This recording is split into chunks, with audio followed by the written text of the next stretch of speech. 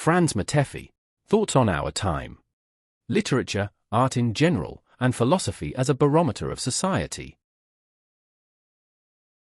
The literary output of an era can be judged through this lens, independent of the era itself, as can the output of its contemporaries. Those who do not strive for light inevitably encounter darkness. Those who immerse themselves in literary abstraction, perhaps even in a perverse, contentless formality, do not live for their community, but for their self-realization and enrichment. Can poetry be separated from philosophy? It follows from the foregoing that this appears impossible or at least sinful.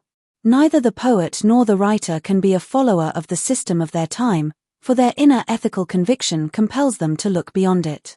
Are not the greatest poets of literature also among the greatest philosophers of their time?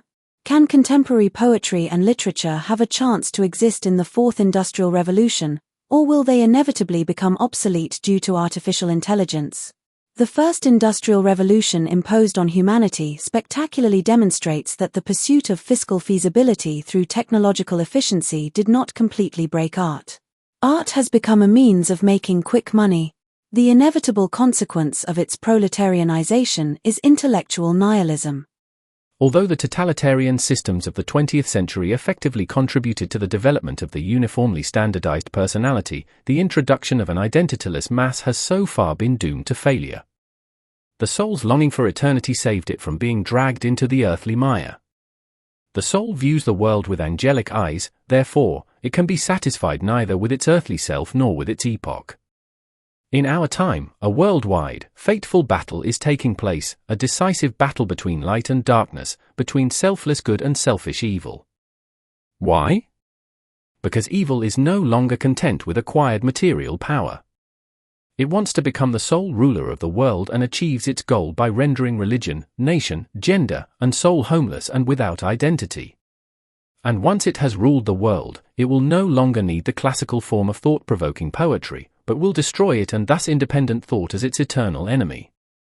Today, not only is an ideological war being waged against the identity-forming spirituality of humanity, which is connected to people and nations, but an all-encompassing culture war is also raging in the name of democracy and liberalism. Can we assume that a system has no influence on art? That would be a naive approach, because art, especially literature and painting, is promoted in response to system-related expectations.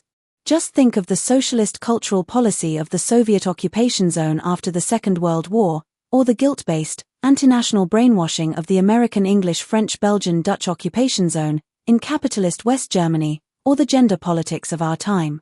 Those who disagree with the system's ideas receive neither support nor opportunities, and at best are simply silenced. And all these systems considered themselves democratic, and still do. You can ignore it, but you can't pretend it never happened. Behind the scenes, the goal is to deprive human consciousness, including poetry and art in general, of its freedom and to force it into system dependency, that means into system captivity. The use of AI technology not only makes complete monitoring and control of art possible, but also its controlled technologization. The alienation of a person from themselves by the master of money, financial power behind the scenes, deep state, can lead to the deliverance of soul and spirit, with the consequence that humans no longer decide for themselves about their own development of being. Those who doubt the existence of this invisible financial power, and have previously dismissed all such claims as conspiracy theories, are likely smiling now. The statement published online by Tulsi Gabbard, head of the FBI, should clearly aimed at them. Deep state warmongers and their propaganda media are again trying to undermine President Trump's effort to bring a peace to Ukraine, and indeed Europe, by falsely claiming that the U.S. intelligence community agrees to and supports EU-NATO viewpoint that Russia's aim is to invade, conquer Europe, in order to gin up support for their pro-war policies.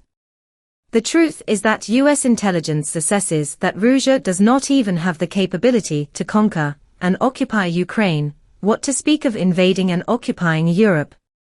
Source: X.com. Tulsi Gabbard, December 20, 2025, at 11:16 a.m.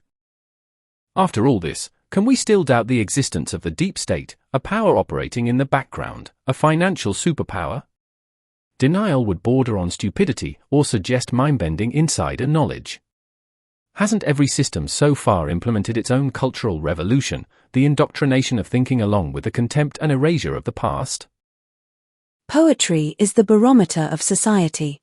The more unbearable a power system is, the quieter and more adapted poetry becomes. In our time, poetry and literature in general have fallen silent and with few exceptions have developed into a deliberately expressionless art form, a tool of the prevailing ideology that marches in uniform. This is especially true in the West. Conclusion: the philosophical and artistic state of our era does not reflect the desired state of the history of being, which should make the ongoing fourth technological revolution appear logical.